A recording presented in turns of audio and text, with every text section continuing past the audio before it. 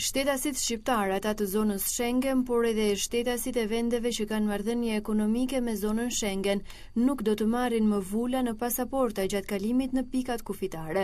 Këtë e bëri të ditur zëvendës ministri i Brendshëm Stefan Çipa në intervistën dhënë për News 24.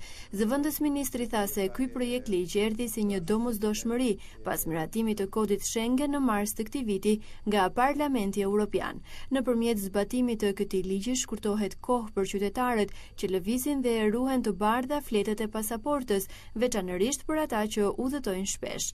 Ligji synon të lehtësojë procedurat e regjistrimit në kufi, por pa ulur sigurinë ndaj krimit të organizuar dhe terrorizmit. Sipas Çipës, ligji i ri u hartua në përputhshmëri me legjislacionin evropian në bashkëpunim me misionin PAMECA 4.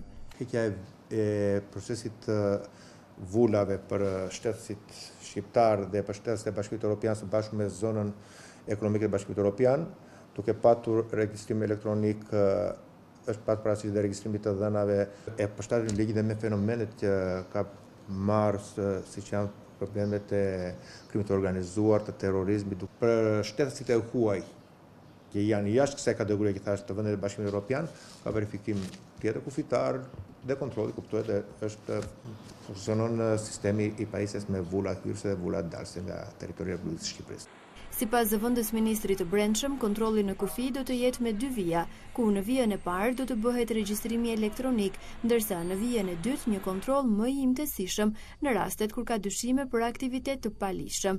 Ligji krijon mundësi edhe për hapjen e pikave të përkohshme kufitare 14 ditore, ndërsa me Kosovën do të ketë vetëm një pikë kufitare me oficer nga të dy vendet. Mund të hapen pikat kalimit të përkohshëm kufitar në zonat kufitare dhe këto bën me vendimet të drejtorive rajonale të kufirit dhe të migracionit. Këto janë pikat kalimit kufitar të përkohshme deri në 14 ditë. Edhe me shtetasit kosovar ne në 3 pikat e kalimit kufitar që kemi tani do kemi pikat të përbashkët të kalimit kufitar me oficerat të përbashkët, kuptohet, që të jetë sa më e thjeshtë.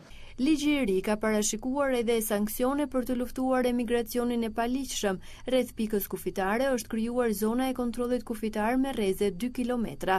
Emigrantët e paligjshëm që kapen në këtë rreze kthehen në vendin e origjinës.